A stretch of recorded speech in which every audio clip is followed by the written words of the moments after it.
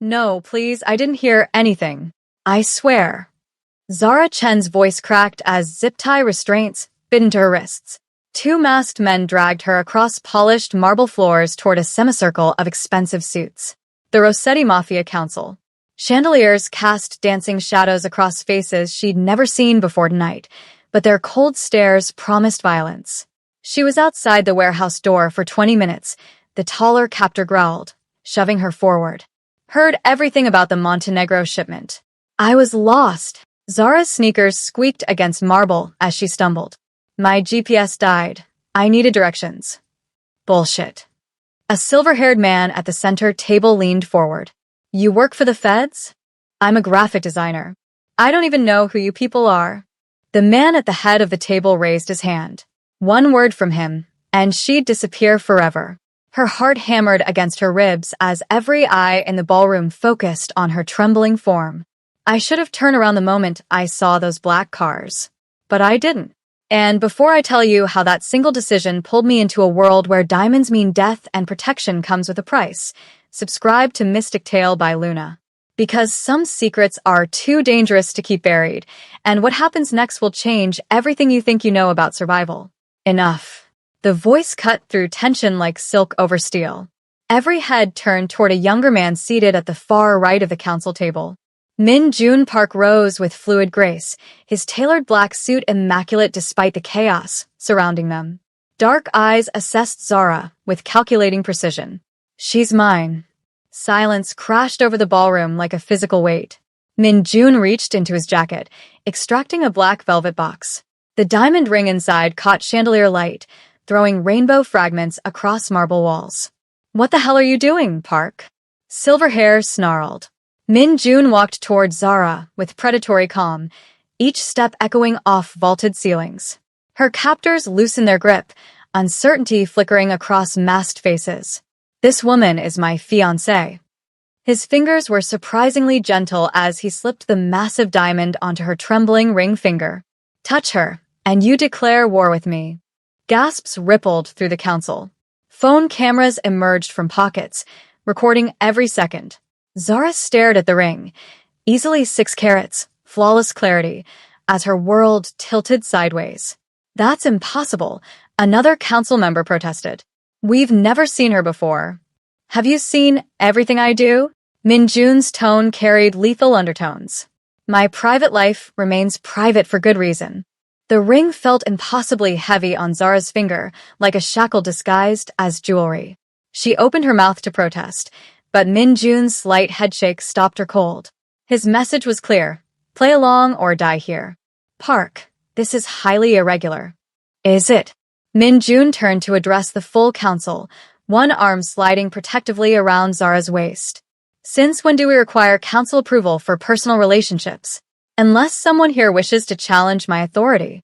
The threat hung in air thick enough to choke on. These men feared him, genuinely feared him. Zara felt the shift in power dynamics like electricity across her skin. Social media is already recording, someone muttered, waving their phone. This is going viral in real time. Min Jun smiled, but it didn't reach his eyes. Perfect. The world should know she's under my protection.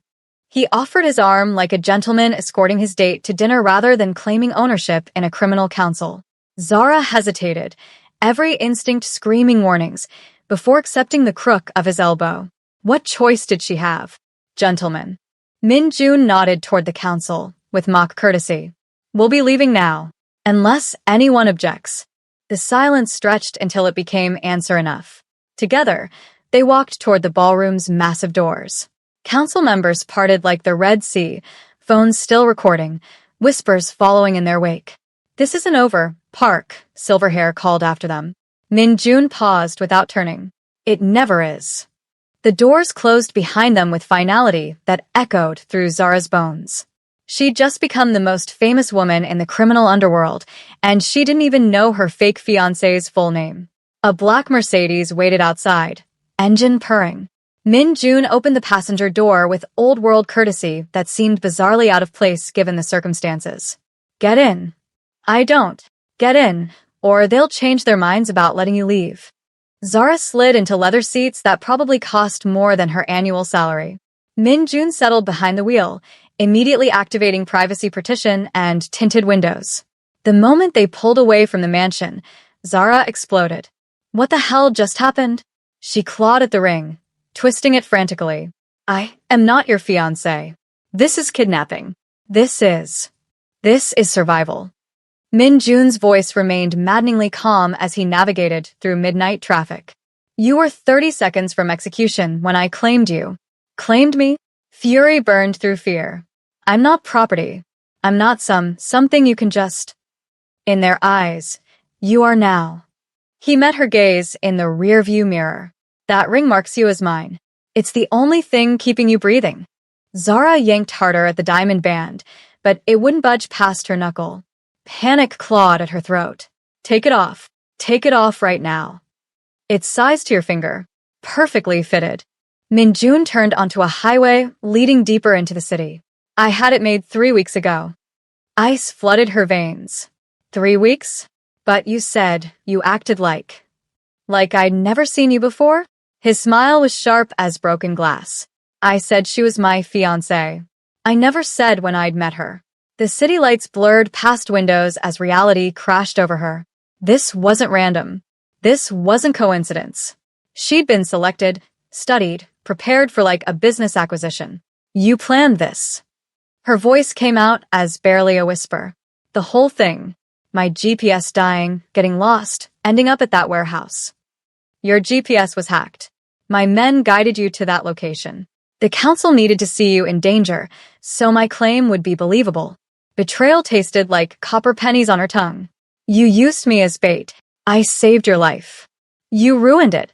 Tears she refused to shed burned behind her eyes. I had a life. I had. You had nothing. His words cut like scalpels. Dead-end job, studio apartment, 70,000 in student debt, no family, no close friends. I did my research, Zara-chan. Hearing her full name from his lips felt like violation. How do you know everything about you? It's what I do.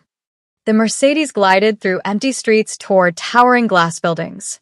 You were perfect for what I needed, invisible enough that no one would miss you immediately, but compelling enough to make my claim believable. And what exactly do you need? Rage was better than terror. Rage made her feel less powerless. Min-jun pulled into an underground garage beneath a skyscraper that seemed to pierce the clouds. Security cameras tracked their movement while armed guards nodded respectfully at the Mercedes. He turned to face her fully, and for the first time, she saw something almost human flicker behind those calculating dark eyes. Something that might have been regret. I needed a weakness they could see, but never exploit. A vulnerability that would make me appear more human while actually making me more dangerous. His fingers drummed against the steering wheel. Congratulations, Zara. You're now the most protected woman in the criminal underworld. And the most hunted. The engine died, plunging them into silence broken only by her ragged breathing.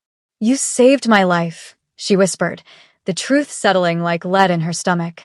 His dark eyes met hers in the mirror's reflection, and she saw something that made her blood freeze. No, I bought it. Holy shit, look at this. Marcus Torres, Min-jun's lieutenant, thrust his phone screen toward the penthouse's floor-to-ceiling windows. The device buzzed with incoming notifications, hundreds per second, an endless cascade of digital chaos. Min-jun barely glanced up from his laptop. Define this. You're trending worldwide. Hashtag Mafia fiancé just hit 10 million mentions. Marcus scrolled frantically through feeds.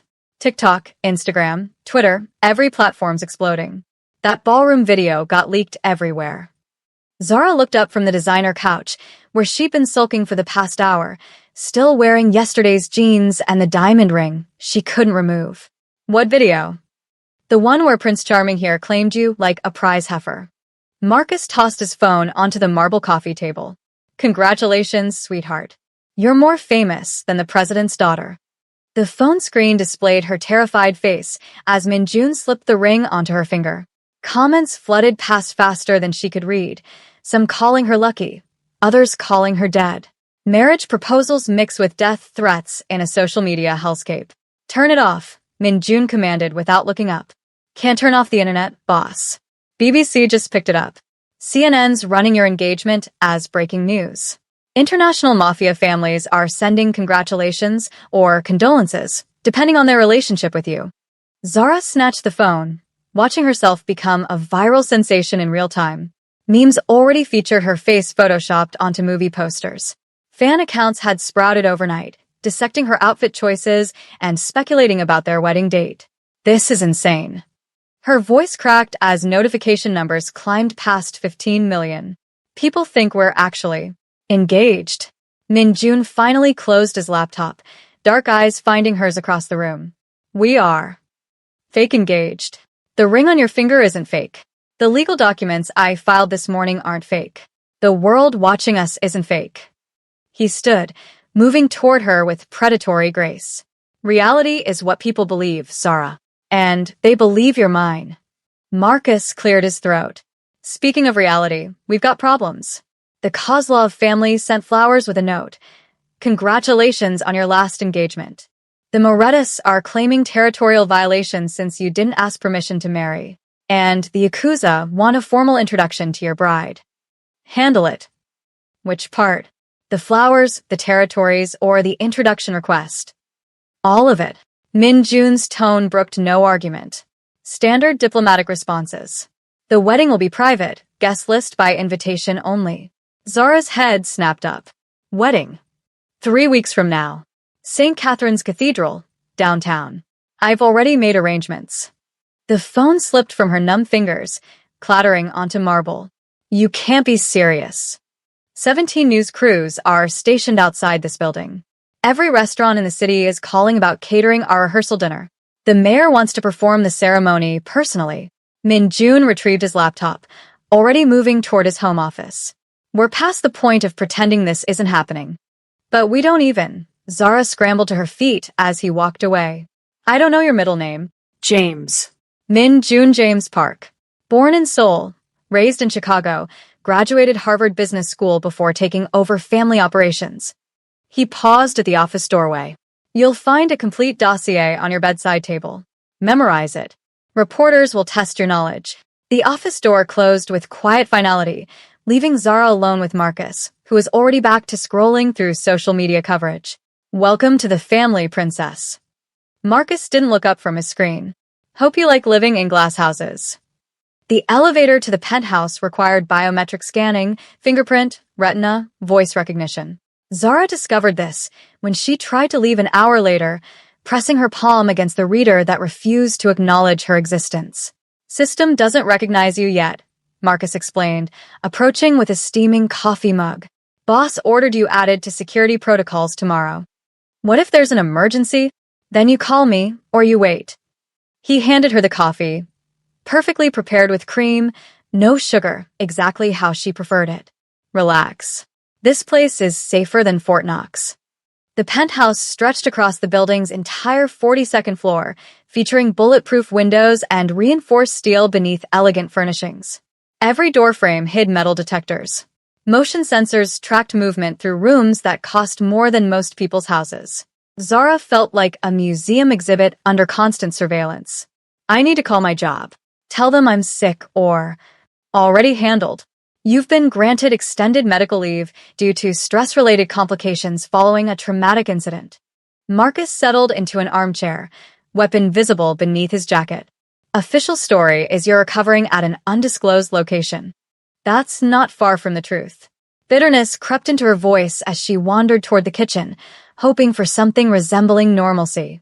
The refrigerator was stocked with expensive organic foods she'd never heard of. Even the water came from some Swiss glacier. Could be worse places to recover. Marcus gestured around the luxury surrounding them. Most people would kill for this lifestyle. Most people weren't kidnapped into it. You weren't kidnapped. You were rescued. Zara whirled to face him. From what? From being nobody. His expression remained neutral, but something in his tone suggested personal experience. Min-jun doesn't claim people randomly. He saw potential in you that you don't see in yourself.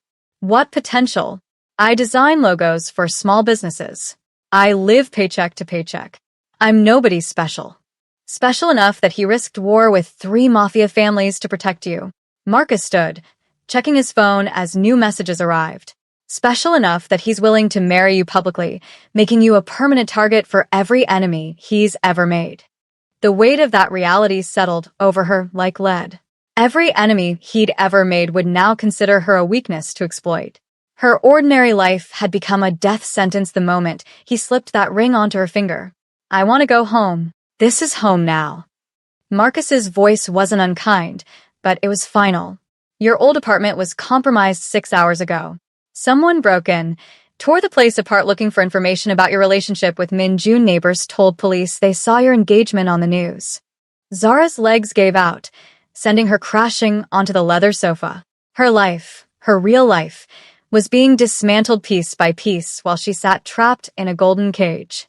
If you're watching this thinking I would have done the same thing, subscribe to Mystic Tale by Luna, because the choice she's about to make will change 3 lives forever. And honestly, after what I'm about to tell you, you might question if you really would have been strong enough to survive what comes next. The attack came at 3 a.m. through the penthouse's supposedly impenetrable security system. Zara woke to the sound of breaking glass, her heart hammering as emergency lights bathed the bedroom in pulsing red. The diamond ring caught the light, throwing bloody reflections across silk sheets as she sat up in confusion.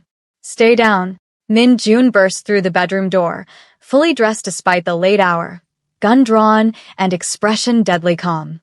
He moved like someone accustomed to violence interrupting his sleep. What's happening? Someone got past external security.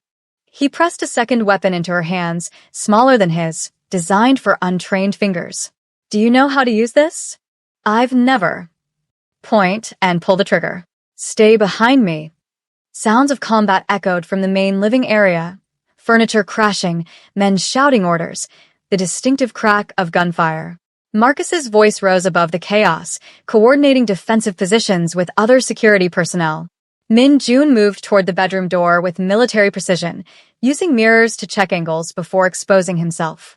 Zara followed, the unfamiliar weight of the gun making her hands shake. How did they get in?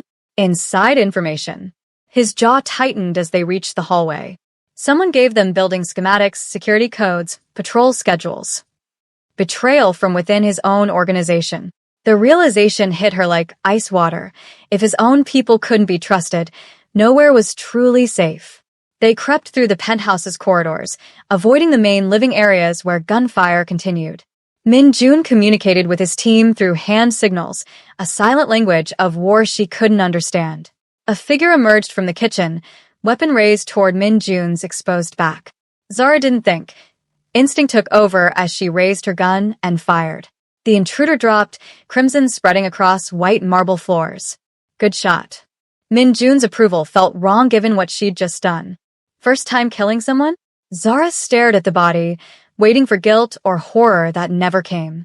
Instead, she felt strangely empty, as if some fundamental piece of her humanity had simply switched off. Is that normal? Not feeling anything? For people like us? Yes. He reloaded his weapon with practiced efficiency. You're adapting faster than expected. People like us. When had she become people like him? The gunfire stopped abruptly, leaving only the hum of emergency lighting and their ragged breathing. Marcus appeared in the doorway, blood on his shirt but moving under his own power. 3 intruders down. 1 escaped through the service elevator. He surveyed the carnage with professional detachment. Professional job, military training, high-end equipment. How many people knew tonight's security rotation? Internal team only. Maybe 8 people. Marcus avoided Min-jun's gaze. All trusted personnel. Apparently not all. Min-jun's voice carried lethal undertones. I want everyone questioned. Separately. Tonight. Zara looked down at the gun still clutched in her hands, then at the man she'd killed to protect someone who'd kidnapped her life. The transformation was happening faster than she'd expected. Victim becoming predator, innocent becoming accomplice. How many families want me dead? Min-jun holstered his weapon, stepping over the body without looking down. All of them. The betrayer was found before sunrise. Marcus dragged the bound figure into Min-jun's home office, a space Zara had only glimpsed through open doorways. Now she sat in a leather chair, watching as the man who'd tried to have her killed knelt bleeding on Persian rugs. Tommy Chun, no relation despite the shared surname, had worked security for Min Jun for 3 years. Clean record, family man, 2 kids in private school. The money offered for Zara's location had been impossible to refuse. $50,000.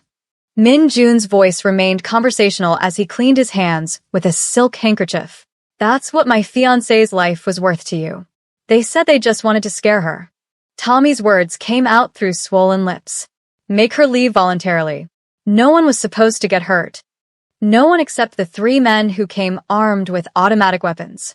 Min Jun set the blood-stained handkerchief aside. Tell me who hired you. I don't know names. Payment came through encrypted channels, untraceable accounts. Tommy's eyes found Zara, pleading. Please, I've got kids. They threatened my family if I didn't cooperate. The familiar excuse, family first, loyalty second. Zara understood the motivation, even as she watched Min Jun's patience evaporate. So do I. Min Jun's gun appeared in his hand with fluid motion. My family consists of everyone under my protection. You betrayed that family for money. Wait. The gunshot echoed off office walls, final and decisive. Tommy crumpled forward, blood pooling beneath his face. Zara watched without flinching, her emotional numbness complete. Clean this up, Min Jun instructed Marcus. Standard message to other families. This is the cost of targeting what's mine. Marcus nodded, already reaching for his phone to summon the disposal team. Bodies vanished regularly in this world, she realized. People disappeared, and life continued as if they'd never existed. Was that necessary? Zara asked after Marcus left. Yes. Min Jun reloaded his weapon, muscle memory making the action automatic. Mercy is interpreted as weakness. Weakness invites more attacks. And the message? That you're not just protected, you're family. Harming you carries the same consequences as harming me directly. He returned the gun to its holster, expression softening slightly. The wedding invitation will be sent today. Every major crime family will receive one, along with a very clear understanding of what attendance means. What does it mean? Recognition of our union. Acceptance of you as my equal partner in all business dealings. Min Jun moved to the office window, gazing down at the city that served as his kingdom.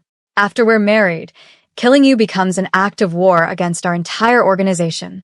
Protection through marriage, safety through ceremony. The logic was twisted, but undeniably effective. And if someone still tries? He turned back to her, and for the first time since their bizarre engagement began, she saw genuine emotion in his dark eyes. Something that might have been affection or possession or both. Then I burned their world down. The wedding invitation arrived in a silver envelope, hand-delivered by armed courier to every major crime family across 3 continents. Zara held the elegant cardstock, reading her own name embossed in gold script beside his. Mr. and Mrs. Park request the honor of your presence, she read aloud. Black tie required, weapons discouraged, but not prohibited. Insurance policy, Min Jun explained, adjusting his tie in the bathroom mirror. Public ceremony makes our union official in both legal and criminal circles. What if they don't come? They'll come. Refusing would be considered an insult worthy of retaliation. He emerged from the bathroom, immaculate in a charcoal suit that probably cost more than her former annual salary. Besides, they're curious about you. The woman who captured the most eligible bachelor in organized crime. Eligible bachelor. As if he were some society page playboy instead of a killer who'd claimed her like property. Proof she's yours, Marcus read from his tablet, or die together as frauds. The ultimatum came from the Kozlov family this morning. They're demanding public proof of your relationship's legitimacy. Min Jun's jaw tightened. What kind of proof? Traditional Russian wedding customs. Public consumption of the marriage, witnessed by family representatives. Marcus looked uncomfortable delivering the message. They want to verify the bride's authenticity. Heat flooded Zara's cheeks as the implications sank in. They want to watch us. Consummate the marriage. Yes. Min Jun's voice remained steady, but she caught the tension in his shoulders.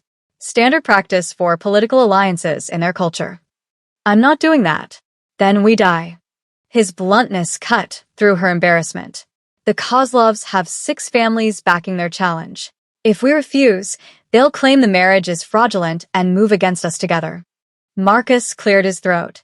There might be another option. Traditional hand-fasting ceremony instead of consumption. Binding blood ritual witnessed by representatives from each family. Permanent, irreversible, but private. Blood ritual. The words sent chills down Zara's spine, but anything was preferable to public humiliation. What does it involve? Ceremonial cutting of palms, mixing blood while speaking binding vows. Once completed, the union cannot be dissolved except by death. Min-jun studied her face carefully. It would make you my wife in every sense that matters to them. Real marriage, real commitment, real point of no return.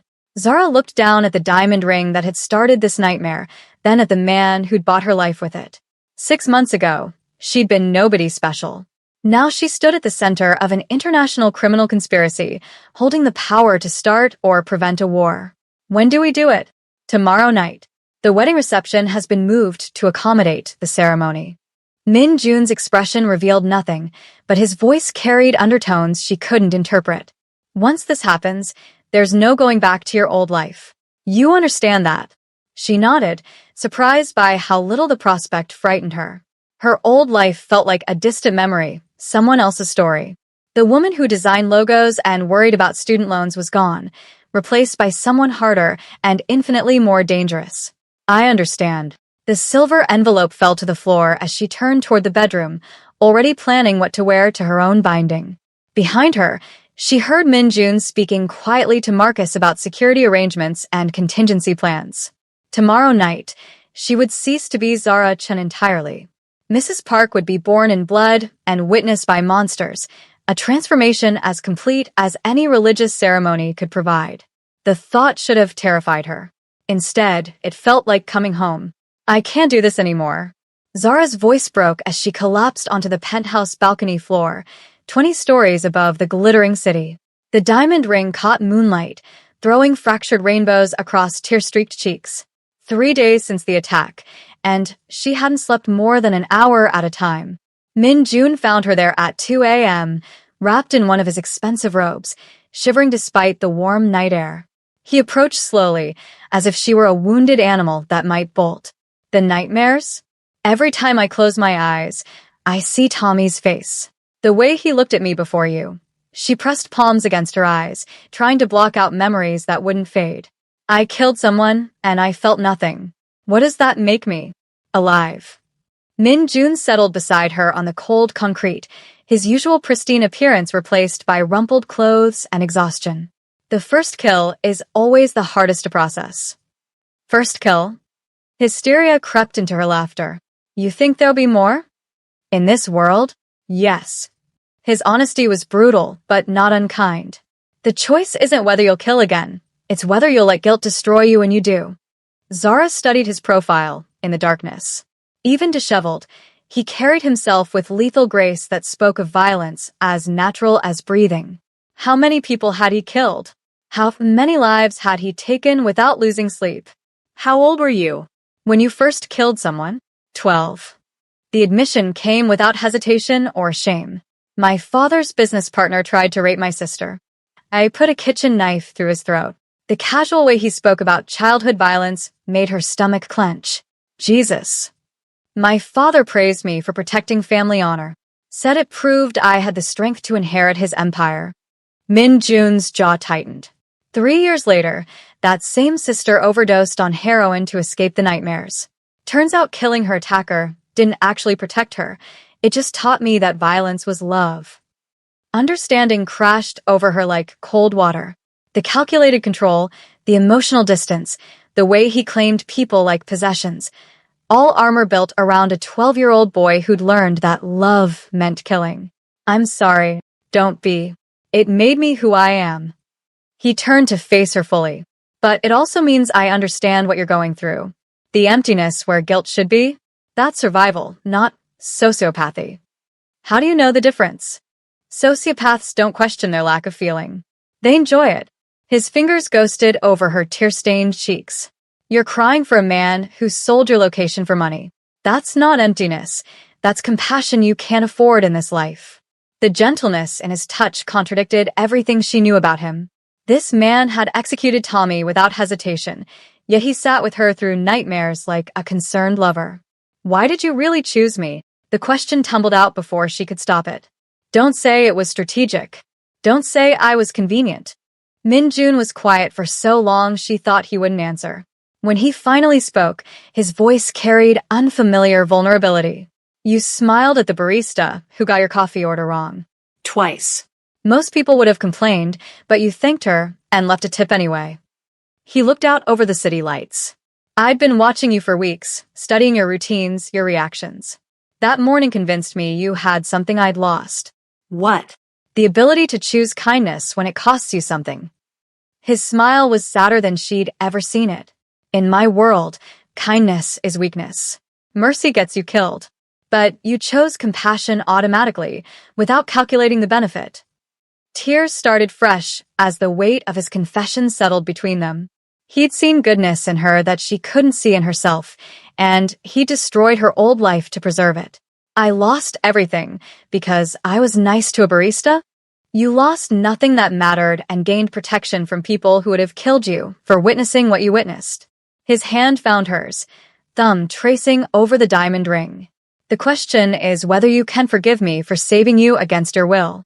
My hands were shaking so badly, I could barely hold the phone.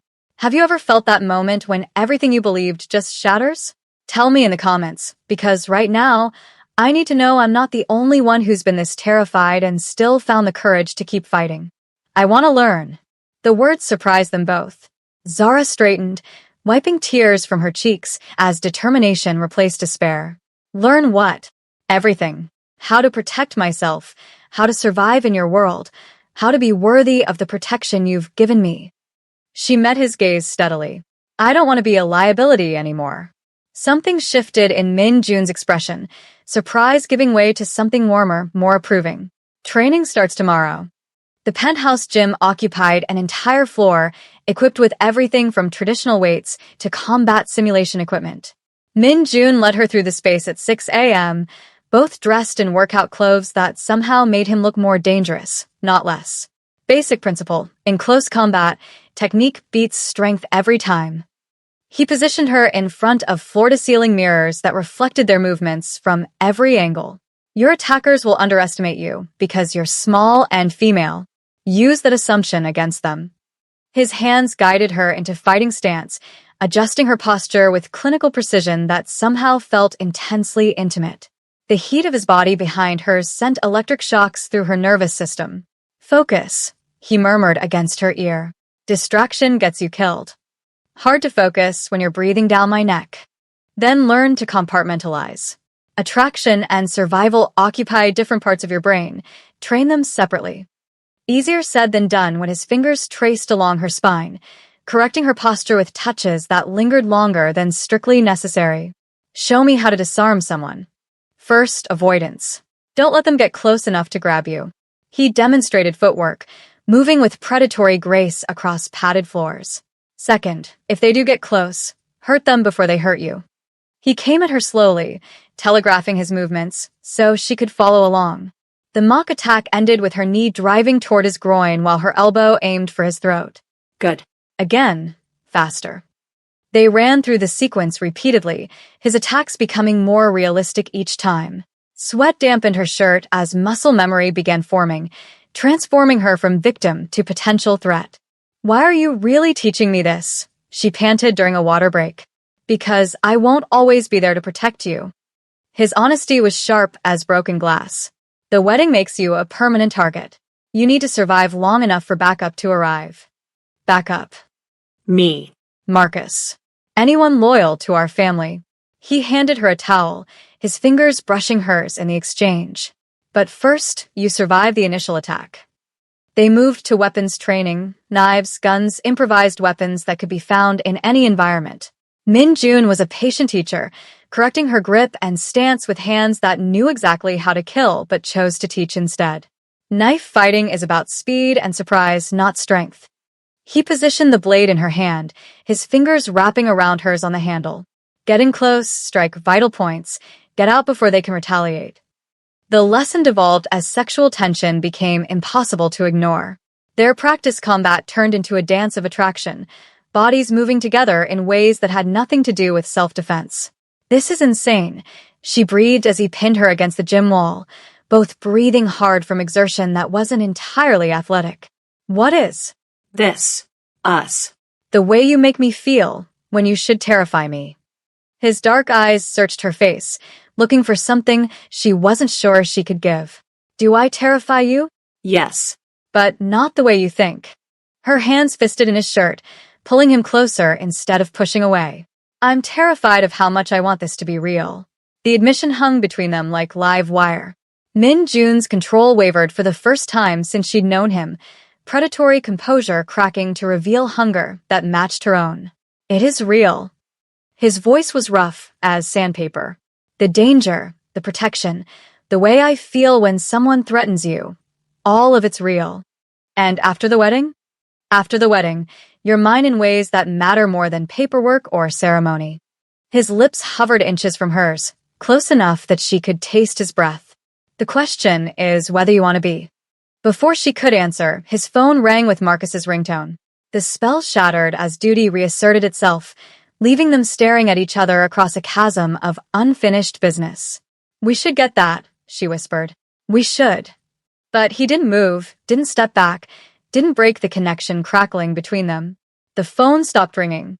Started again immediately. "Duty calls," Min Jun said finally, stepping away with visible effort. As he answered Marcus's call, Zara caught her reflection in the gym mirrors. The woman staring back looked stronger, more dangerous, fully capable of violence when necessary. The transformation was nearly complete. "Wedding dress fitting in an hour," Min Jun announced after ending the call. "Media circus outside, security nightmare inside. Are you ready?" "As ready as someone can be to marry a stranger in front of the world's deadliest criminals." His smile was sharp as winter. "Good thing I'm not a stranger anymore." The bridal salon had been cleared of other customers, transformed into a fortress with armed guards at every entrance. Zara stood on a pedestal surrounded by mirrors while seamstresses fussed over a dress that cost more than most people's cars. "The neckline needs to accommodate a wire," Marcus explained to the head seamstress, speaking quietly, but not quietly enough. "And reinforced panels in case she needs to move quickly."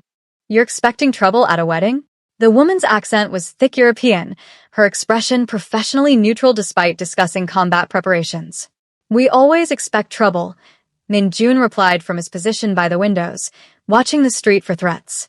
"The question is whether we're prepared for it." Zara studied her reflection as fabric was pinned and adjusted. The dress was stunning, ivory silk that flowed like water, elegant enough for a society wedding but practical enough for a war zone. "Something borrowed," Marcus said, producing a small jewelry box. "From your grandmother's collection." Inside lay antique pearl earrings, delicate and obviously precious. Min Jun's expression softened as he took the box, handling it with uncharacteristic gentleness. "She wore these to her own wedding. Survived 3 assassination attempts and outlived 4 husbands." He fastened the earrings himself, his fingers surprisingly gentle against her neck. "She would have liked you." "Would have." "Died last year. Cancer." Pain flickered across his features before professional composure reasserted itself. "She taught me that strength and compassion aren't mutually exclusive." Another piece of the puzzle that was Min Jun Park. Beneath the killer lay a grandson who'd loved his grandmother, who carried her jewelry to honor her memory. "Tell me about the ceremony," she said as seamstresses continued their work. "What exactly happens during a hand fasting?" "Traditional vows exchanged while our palms are cut and pressed together, mixing blood while representatives from each family witness the binding." Min Jun moved closer, ostensibly to examine the dress alterations. "Once completed, the union cannot be dissolved except by death." "Death." "Divorce doesn't exist in our world. Marriage is permanent. Either it works or one partner eliminates the other." His tone was conversational, as if discussing whether instead of murder. "That's why these alliances are taken so seriously." The seamstresses finished their work, leaving them alone except for Marcus, who maintained respectful distance while monitoring security feeds on his tablet. "Are you scared?" Zara asked, watching Min Jun's face in the mirror. Of the ceremony? No. Of the responsibility that comes after? He met her gaze in the reflection, terrified. His honesty surprised her. Why? Because for the first time in my life, I have something to lose that can't be replaced with money or power. His hands settled on her shoulders, warm through the silk fabric. You've become more than strategy, Zara. More than protection. And that makes you the most dangerous thing that's ever happened to me. Understanding flowed between them like current. They were both scared, both in deeper than they'd intended, both committed to a path that offered no exit except death. The guest list is finalized, Marcus announced, breaking the tension. 300 confirmed attendees, including representatives from every major crime family in North America and Europe. Security will be a nightmare. Weapons check at the door? Standard. But you know they'll find ways to smuggle things in anyway. Marcus looked up from his tablet. The Kozlov family specifically requested front row seating for the blood ceremony. Give it to them. Let them see exactly what happens to people who challenge us. Min Jun's voice carried steel undertones. This wedding sends a message. She's not just my wife. She's my equal partner in everything. Equal partner. The words resonated through Zara's chest like struck bells. Not just protected property, but acknowledged authority in her own right. What does that mean, practically? It means you have voting rights in family decisions, access to all financial accounts, command authority over our security forces. Min Jun turned to face her directly. It also means you're responsible for the consequences of those decisions. The power and responsibility, privilege and danger, inextricably linked. The girl who designed logos was about to become a crime boss in her own right. I want to see the prenup. There isn't one. Min Jun's smile was sharp as razors. Marriage in our world means complete financial integration. What's mine becomes yours, and what's yours becomes mine. I don't have anything. You have my life in your hands. That's worth more than money. The weight of that truth settled over her like armor. Tomorrow night, she would hold the power to destroy or preserve the most dangerous man in the city. The responsibility was intoxicating and terrifying in equal measure. Last chance to run, Marcus offered, though his tone suggested he didn't expect her to take it. Zara looked at herself in the mirror, silk dress, pearl earrings, diamond ring that had started this transformation. The woman staring back looked capable of ruling an empire or burning it down, whichever seemed more appropriate. I'm not running. Her voice carried new authority, the tone of someone accustomed to being obeyed. I'm all in. Min Jun's smile was predatory approval. Then tomorrow night, the world meets its new queen. The choice had been made. Tomorrow, Zara Chen would die in blood and ceremony, replaced by someone harder, more dangerous, infinitely more powerful. Mrs. Park would be born from violence and witnessed by monsters. The thought no longer frightened her. It felt like destiny. That evening, Min Jun found her on the balcony again, but this time, she wasn't crying. Instead, she stood at the railing with champagne, watching the city lights twinkle below like stars fallen to earth. Second thoughts. Third and fourth thoughts, she admitted, accepting the second glass he offered. But not about the wedding. About what? About who I'm becoming. Whether the woman I was would recognize the woman I'm turning into. She sipped champagne that probably cost more per bottle than her former monthly salary. Is it wrong that I like her better? The new you? She's stronger. More decisive. She doesn't apologize for taking up space or ask permission to exist. Zara turned to study his profile in the moonlight. She's someone worthy of being your partner. You were always worthy. His voice carried conviction that surprised her. I just gave you permission to stop pretending otherwise. They stood in comfortable silence, watching their kingdoms spread out below. Tomorrow would bring ceremony and blood, vows and witnesses, transformation from pretense to reality. After tomorrow, there's no going back, she said finally. No. Good. Her smile was sharp as the diamond on her finger. I wouldn't want to. The woman who'd once worried about student loans and apartment rent was gone, replaced by someone who understood that power was the only currency that mattered. Tomorrow night, she would claim her place at the head of an empire built on violence and loyalty. The thought should have terrified her. Instead, it felt like coming home. Blood on ivory silk brings good luck in Russian tradition. Dmitry Kozlov's voice carried dark amusement as he observed Zara's wedding dress, already stained crimson from the ceremonial palm cutting. St. Catherine's Cathedral buzzed with barely contained violence, 300 of the world's deadliest criminals pretending to attend a romantic ceremony.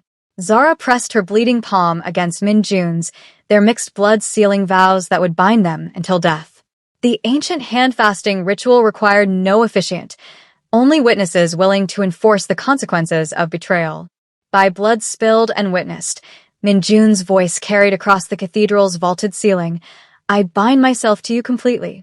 By blood spilled and witnessed, Zara repeated, surprised by the steadiness of her own voice, "I bind myself to you completely." The cathedral erupted in polite applause that couldn't quite mask the sound of weapons being checked and positions being secured. Every pew held enemies masquerading as wedding guests, their congratulations as hollow as their smiles. "Beautiful ceremony," Elena Moretti commented from the front row, her designer gown concealing enough weapons to outfit a small army. "Though I noticed the bride's security detail looks rather extensive." Marcus coordinated defensive positions through nearly invisible earpieces, his team scattered throughout the cathedral like deadly wedding decorations. Snipers held elevated positions while ground teams monitored every entrance. The first gunshot shattered stained glass windows. Chaos erupted as the cathedral transformed from wedding venue to battlefield. Guests dove for cover behind pews while drawing concealed weapons, their formal attire becoming camouflage for urban warfare. "Stay low." Min Jun shoved Zara behind the marble altar as automatic weapons fire shredded flower arrangements. "Marcus. Status report. Multiple entry points compromised. Professional assault team. Military-grade equipment." Marcus's voice crackled through gunfire. "This isn't random. Someone planned this specifically for today." Zara's wedding dress hindered movement as she crawled across blood-stained marble, the ivory silk now decorated with crimson splatters that weren't entirely ceremonial. Her hand found the pistol concealed beneath layers of designer fabric, muscle memory from weeks of training taking over. "How many?" she shouted over the din of combat. "At least 20 shooters, coordinated attack pattern." Min Jun returned fire with deadly precision, each shot finding its target. Someone gave them detailed floor plans and security positions. The betrayal cut deeper than any blade. Someone within their inner circle had orchestrated this massacre, timing the assault for maximum symbolic impact. Their wedding had become a funeral. A masked gunman emerged from behind the cathedral's massive organ, weapon trained on Min Jun's exposed back. Zara didn't hesitate. Months of training crystallized into lethal instinct as she put 3 rounds center mass. "Nice shooting, princess." Marcus appeared beside them, blood streaking his torn tuxedo. "But we've got bigger problems. The assault team has rocket launchers." "RPGs in a cathedral?" Min Jun's laugh held no humor. "Someone really wants us dead." The first explosive demolished the baptismal font, sending marble fragments whistling through air thick with cordite smoke. Wedding guests had abandoned all pretense of civilization, engaging in running firefights between centuries-old pews. "Exit strategies?" Zara asked, reloading with movements that were becoming automatic. "Sacristy leads to underground tunnels, connects to the subway system." Marcus pointed toward the cathedral's rear. "But we'll have to fight through their containment perimeter." Min Jun assessed the tactical situation with professional calm despite the carnage surrounding them. "Dimitri's people are holding the north transept. Elena's crew has the south covered. If we can reach the sacristy." Another explosion, closer this time. Ancient stone crumbled as modern warfare desecrated sacred architecture. Who benefits from killing us both publicly? Zara's mind worked through possibilities even as she maintained covering fire. This isn't just assassination, it's theater. Someone who wants to send a message about challenging established power structures. Min Jun's expression darkened as understanding dawned. Someone who's been planning this longer than we realized. The assault team's coordination spoke of extensive preparation, detailed intelligence, intimate knowledge of their security protocols. This wasn't opportunistic violence, it was surgical elimination disguised as random chaos. My hands were shaking so badly, I could barely hold the phone.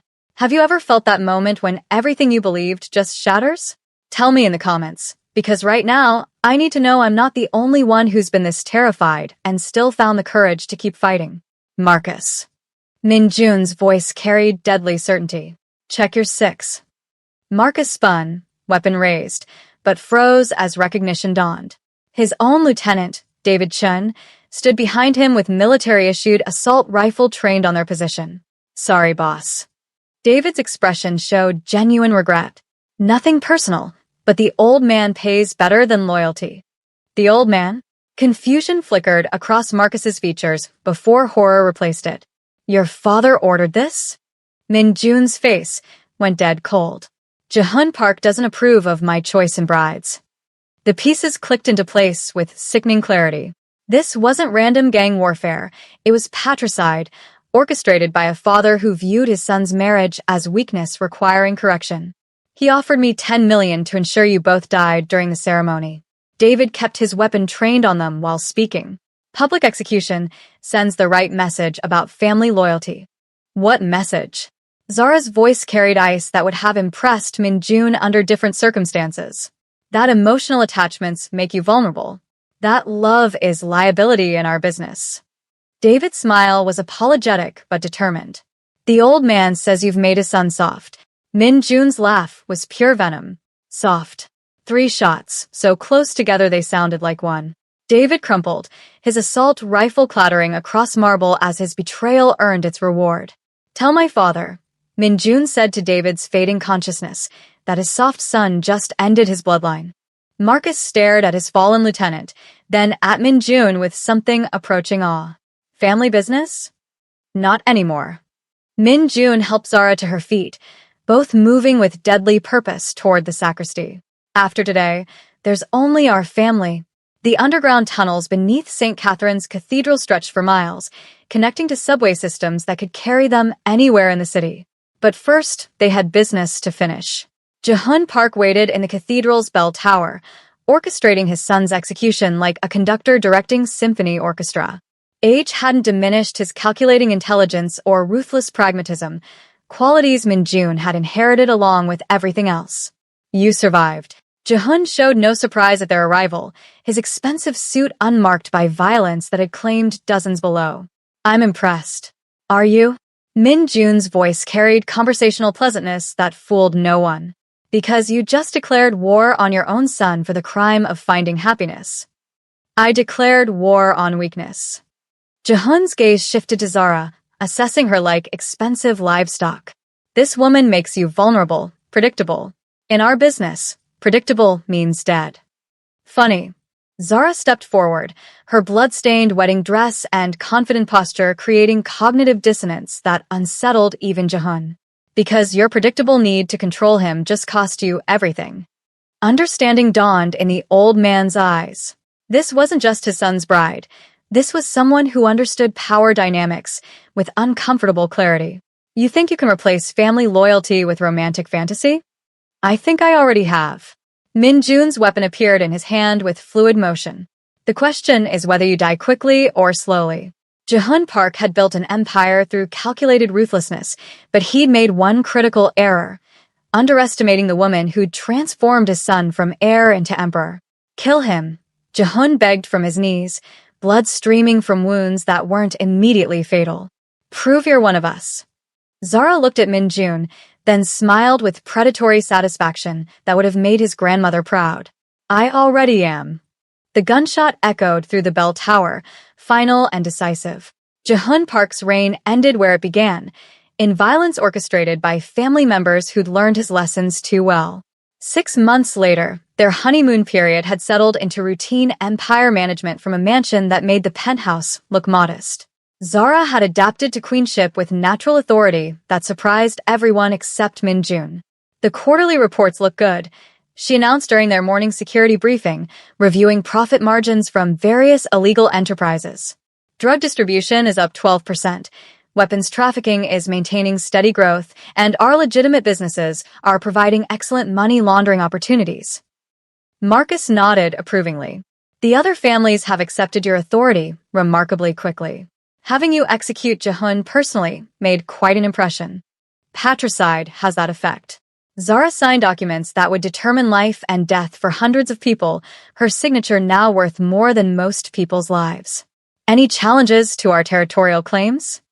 The Kozlovs are testing boundaries in the Port District, but nothing serious. Marcus consulted his tablet. Should we send a message? Send flowers with a note. Zara's smile was sharp as winter. Congratulations on their recent territorial ambitions. Hope they're enjoying their last week of them. The transformation was complete. The woman who'd once designed logos now designed strategy for criminal empire that spanned 3 continents. Power suited her like expensive clothing, natural and undeniable. Anonymous package arrived this morning. Marcus produced a manila envelope, his expression troubled. No return address, but the postmark suggests it's been traveling for months. Inside, Zara found documents that made her blood freeze. Birth certificates, adoption records, DNA analysis reports, all bearing her name and information that couldn't possibly be accurate. What is it? Min-jun sensed her distress immediately. Her hands trembled as reality shifted beneath her feet. The pregnancy test in her other pocket showed positive, but these documents revealed something that would destroy everything they'd built. She wasn't some random woman who'd overheard criminal secrets. She wasn't an innocent victim who'd been saved by circumstance. She was Zara Volkov, daughter of Dmitry Kozlov's murdered brother, raised in witness protection after her family's assassination, her true identity hidden even from herself until this moment. The woman Min-jun had saved was actually his greatest enemy's niece, and she'd been hunting him long before he claimed her.